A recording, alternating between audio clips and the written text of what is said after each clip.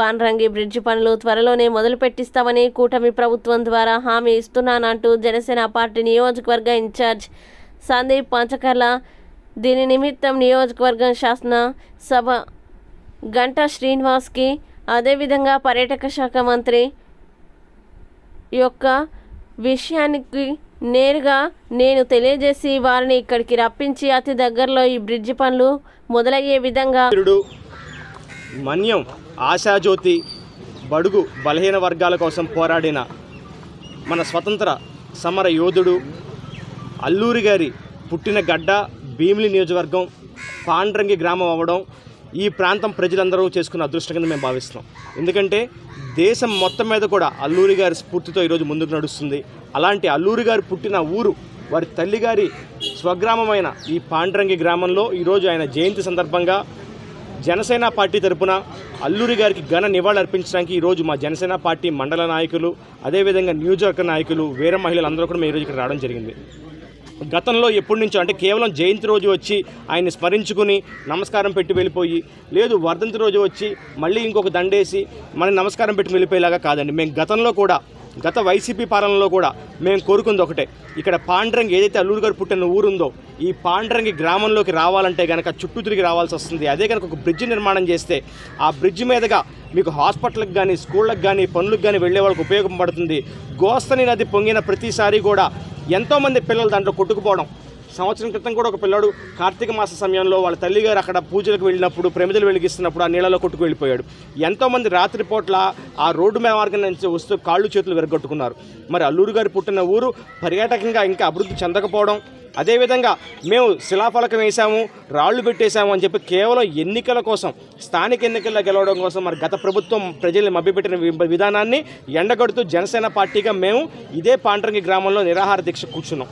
3 నెలల్లో మేము bridge complete చేస్తామని చెప్పిన ఆ రోజు మా డిప్యూటీ తహసీల్దార్ గారు వచ్చి మాకు చెప్పడం జరిగింది. ఈ రోజు కనీసం ఒక కంకర కూడా పడలేదు.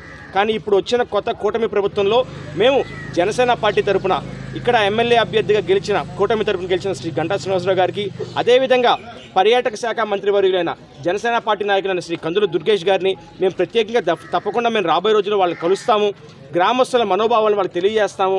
వెంటనే ఈ బ్రిడ్జ్ నిర్మాణం చేపట్టే విధంగా దానికి సమకూరిన నిధులు ఆల్రెడీ ఉన్నాయని చెప్పి వైసీపీ ప్రభుత్వం చెప్పింది కాబట్టి అవి నిజంగా ఉన్నాయా లేవా, లేని పక్షంలో నిధులను కేటాయించి ఆ బ్రిడ్జిని పాండ్రంగి గ్రామ బ్రిడ్జిని త్వరగా కంప్లీట్ చేసే విధంగా, అదేవిధంగా జనసేన పార్టీ నాయకులైన మంత్రివర్యులు పర్యాటక శాఖ మంత్రివర్యులు శ్రీ కందుల దుర్గేష్ గారు ఒకసారి ప్రత్యేకంగా ఈ పాండ్రంగి గ్రామం చూడమని చెప్పి మేము ఆయన్ని ప్రత్యేకంగా ఆహ్వానించడం కూడా జరుగుతుంది. రాబోయే రోజుల్లో ఆయన స్వయంగా వచ్చి ఈ ప్రాంతాన్ని సందర్శించి అల్లూరి గారు పుట్టిన ఇల్లును చూసి వారు పుట్టిన గడ్డను చూసి ఈ ప్రాంతానికి ప్రభుత్వం తరపున ఏ విధమైన సౌకర్యాలు కల్పిస్తారు, ఇక్కడ ప్రజల జీవన ప్రామాణికాలు ఏ విధంగా పెంచుతారు, ఇక్కడున్న ఈ గ్రామ యువత వాళ్ళకు ఉద్యోగ కల్పన ఏ విధంగా చేస్తారనే దానిపైన తప్పకుండా ఒక మంచి నిర్ణయం తీసుకునేంత వరకు కూడా జనసేన పార్టీ ఇన్ఛార్జిగా నేను కానివ్వండి, మా మండల నాయకులు కానివ్వండి, మా వీర మహిళలు కానివ్వండి, మా నాయకులు తప్పకుండా దీని మీద కృషి చేస్తామని చెప్పని ఈరోజు అల్లూరి గారి జయంతి సందర్భంగా ఈరోజు మీ అందరికీ తెలియజేసుకుంటున్నాం.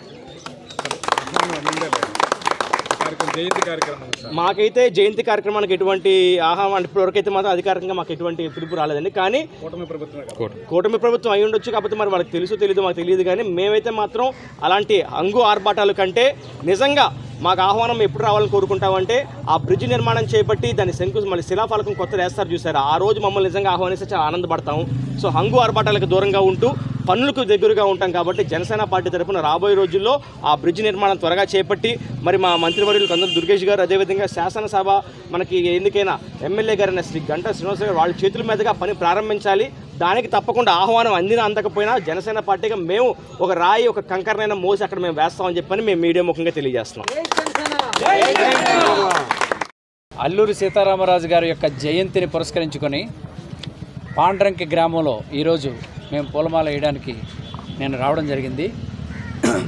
అంతటి మహా పోరాట యోధుని యొక్క జీవిత చరిత్రను మన్యం ధీరుడు సీతారామరాజు అనే చిత్రంలో చిత్రీకరించి చక్కగా మేము త్వరలో విడుదల చేయబోతున్నాం.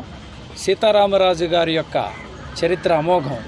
భారతదేశం కోసం 27 సంవత్సరాలకే అతను పోరాటం చేసి బ్రిటిష్ వారిని గడగడలాడించి స్వాతంత్ర పోరాట ఉద్యమానికి నాందిగా ఒక విప్లవ జ్యోతిగా మారి తర్వాత వచ్చినటువంటి పోరాటాలకు స్ఫూర్తిగా నిలిచి స్వాతంత్ర సమరం యొక్క గొప్పతనాన్ని చాటి స్వాతంత్ర సాధనకు ఆయన నాంది అయ్యాడు. అలాంటి మహానుభావుని యొక్క చరిత్ర ఈ యొక్క పాఠ్యపుస్తకాల్లోనూ ప్రజలకు, పిల్లలకు అందరికీ తెలియజేయవలసిన బాధ్యత ప్రజలందరికీ ఉంది. సీతారామరాజు గారు ఒక పోరాటం మాత్రమే కాదు, విద్య నేర్పించాడు. త్రాగుడు అనేటువంటి దుర్వ్యసనాన్ని, మిగతా దుష్ట వ్యసనాలన్నింటినీ కూడా మాన్పించాడు గిరిజనులకు. అలాగే వైద్యం కూడా, ఆయుర్వేద విద్య కూడా వాళ్ళకి నేర్పించి మెరుగైన జీవన విధానం ఆ యొక్క హాస్పిటల్స్, ఆ ఆరోగ్యశాలలో లేనటువంటి మన్య ప్రాంతంలో ఆయన లేకుండా ఉన్నా సరే వాటి యొక్క లేమిని ఆయన పూర్తి చేసి వాళ్ళకి ఆరోగ్యంగా కూడా ఉండే విధంగా చేసి, అప్పుడు ఒక గెరిల్లా పోరాటాన్ని, యుద్ధ విద్యలు నేర్పించి బ్రిటిష్ సామ్రాజ్యం లండన్లో కూడా జార్జ్ 6th సమావేశంలో సీతారామరాజు గారి గురించి ప్రస్తావించేటువంటి సిచ్యువేషన్ తీసుకొచ్చినటువంటి ఒక మహా పోరాట యోధుడు.